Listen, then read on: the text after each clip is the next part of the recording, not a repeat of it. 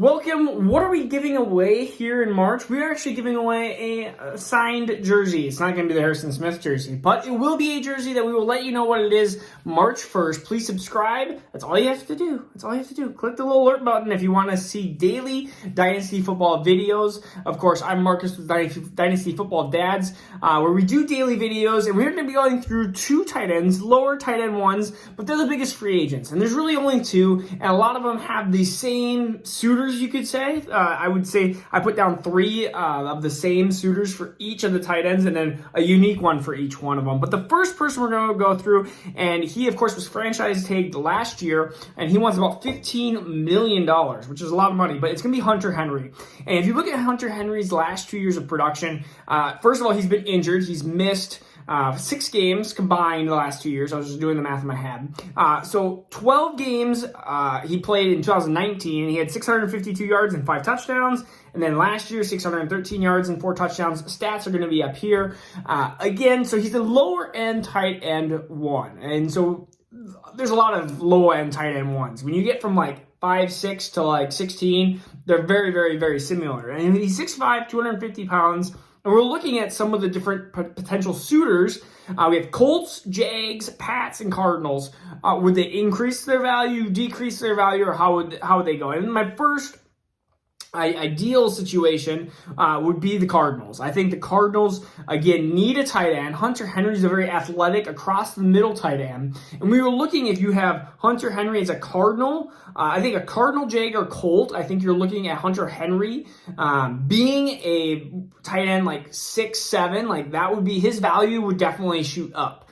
And why? So he has these potential shooters. That means I would say Hunter Henry is a little bit of a buy or low candidate now. Another, of course, spot he could go is the Chargers. Chargers could re-sign him, or they could try to franchise him again. But the other situation is Patriots. And we talked about that was one of the suitors. Patriots, I do feel, is a step down. Right now, they don't have a good quarterback. They may draft Mac Jones. They may draft a different quarterback. They may not draft anybody at all. They might just start off with Jared Stidham and just trash 2.0, I guess. Go have another straight year of not doing well. But anyway, so Hunter Henry wants $15 million a year. You're looking at a tight end when healthy, close to 700 yards, probably 6-7 touchdowns. You're going to be looking at a lower tight end one, but be that 7-8 range. And he has the potential to score a lot of touchdowns, 10-plus touchdowns, if he's in a really good system like the Cardinals, like the Jags, where you're going to have Trevor Lawrence now, or the Colts, where Carson Wentz, you know that he uses the tight end with Ertz and Goddard a ton. I could definitely see the Colts situation being one high up there. So if I had to pick one right now, that if I said right now, where is he going, I'm going to just say the Colts. That's where my guess is. My number 2 tight end in free agency is going to be Jonnu Smith. And Jonnu Smith has been somebody that you look at his stats and you go, he's never hit 450 yards receiving. Why is he the second best tight end option? And the reason are targets. Listen to these targets.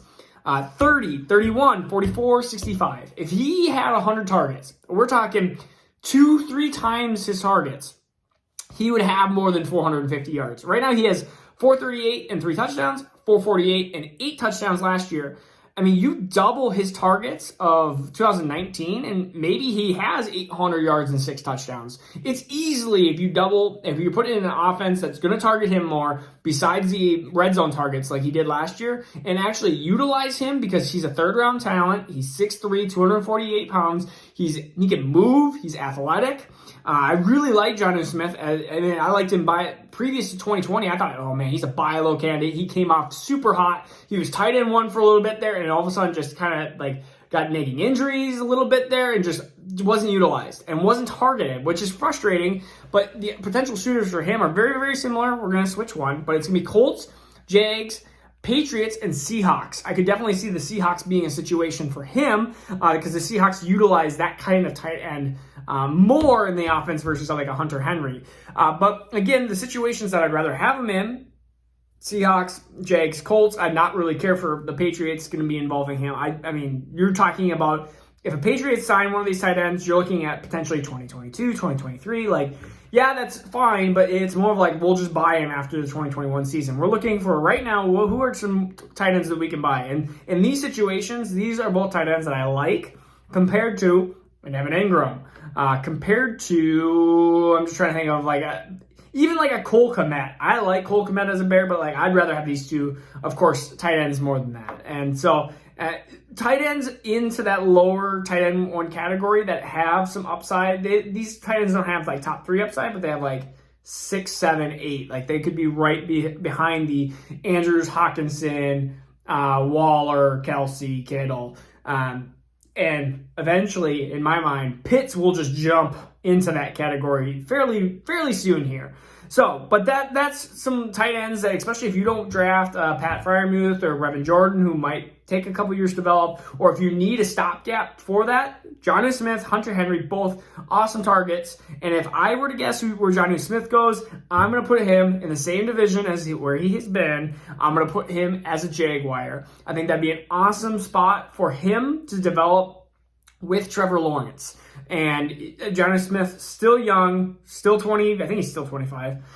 So, I mean, we're talking about a guy that can continue, if I can actually talk, can continue to make steps in the right direction, even though he hasn't shown it in the past. He's shown glimpses, but he needs to put it all together for a full season. So, if you haven't yet, please subscribe so you can get into the March giveaway here. And this is Marcus with Dynasty Football Dads, where we do daily Dynasty content.